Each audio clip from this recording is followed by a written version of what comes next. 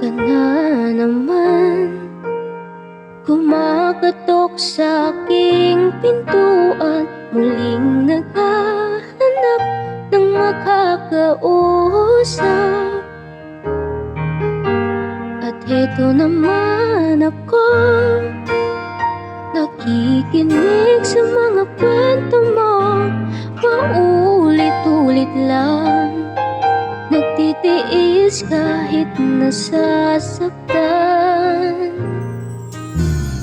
Ewan kung bakit ba hindi ka pa nadadala, hindi ba't kailan lang nung ika'y iwanan niya.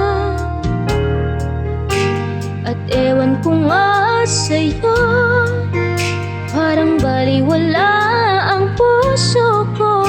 Ano nga bang siya na sa akin ay di mo